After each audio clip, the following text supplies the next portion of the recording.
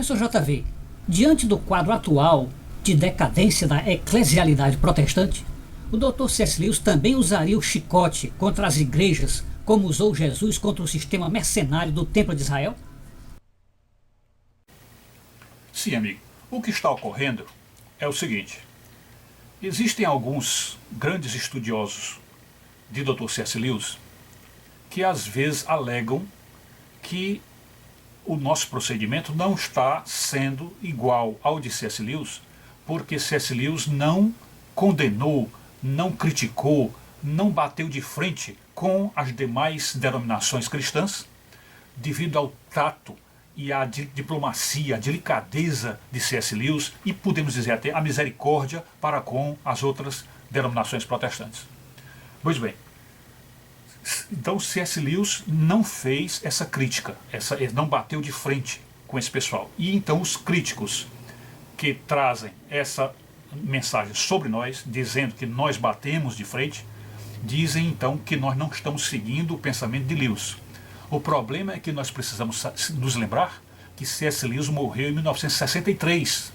E, portanto, quando ele morreu, ele não teve a oportunidade de ver com os próprios olhos o que é uma igreja universal, o que é uma igreja mundial do poder de Deus. Enfim, o que é essa teologia da prosperidade e como é que está trabalhando, como é que está funcionando esse sistema da teologia da prosperidade. Ele não viu isso. Então, nós estamos convencidos de que se C.S. Lewis tivesse visto aonde o protestantismo foi dar, ou seja, até que ponto descambou o protestantismo, ao ponto de chegar a uma teologia da prosperidade, que nada mais é do que encher a igreja, fazendo da igreja um covil de salteadores, aquele mesmo covil do templo em Israel que mereceu de Jesus aquelas chicotadas. Então é nisso que eles transformaram a igreja. Então, se C.S. Lewis tivesse visto isso, provavelmente Lewis também sairia com o chicote nas costas desse pessoal. Então, no que nós ficamos mais satisfeitos foi perceber que já existem pregadores que estão usando o chicote e estão abrindo a boca abertamente para dizer, abrindo em críticas contra esse protestantismo que está aí, esse novo essa nova onda de igrejas evangélicas, que na verdade são uma distorção do evangelho, não estão fazendo a vontade de Deus, não estão cumprindo as determinações do evangelho e, portanto, até envergonhando o nome de Deus. E pregadores que falam isto abertamente, que você vê assim, sem nenhuma restrição, sem nenhum freio na língua, é, por exemplo, o grande pastor Caio Fábio.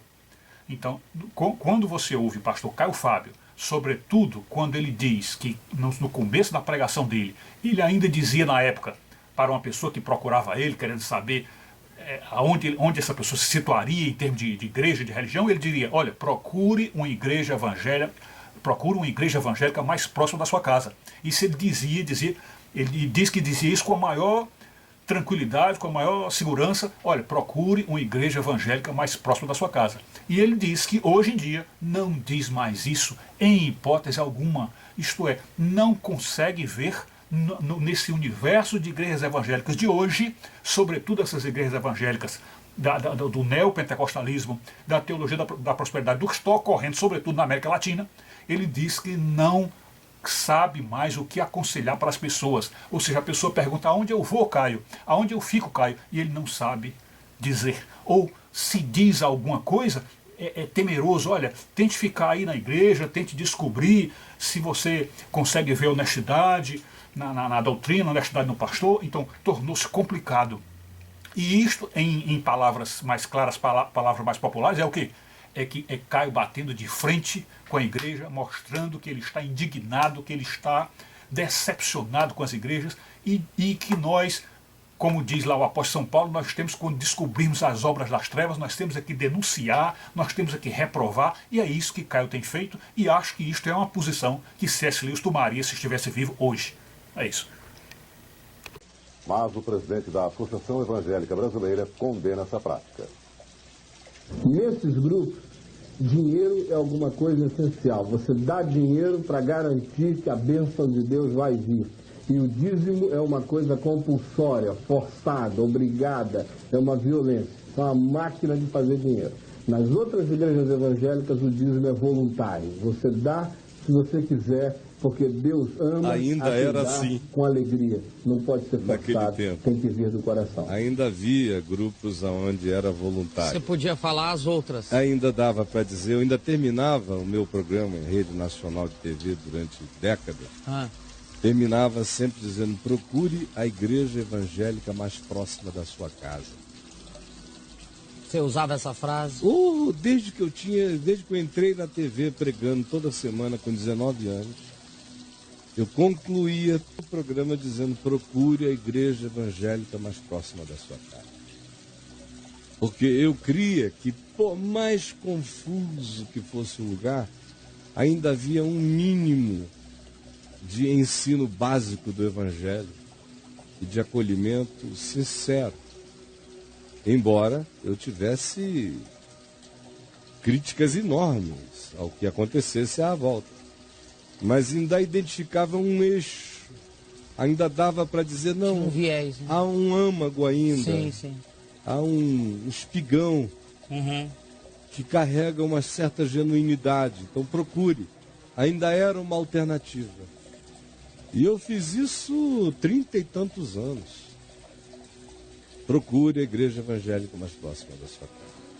Para eu chegar nesse nível aqui, de dizer tudo que eu digo, você imagina a viagem que eu fiz. Para quem está dizendo, ficou dizendo 30 anos, procure a igreja evangélica mais próxima da sua casa. Para chegar hoje e dizer, olha, eu não sei para onde eu te envio. Eu não tenho essa referência. Acho problemático, perigoso, não sei. Procure um lugar que você sinta que é bom.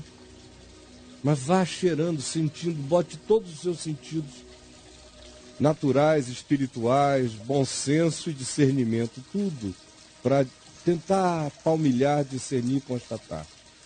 Se estiver fazendo bem, que bem seja. Se não, não se prenda sequer por nada. Siga adiante.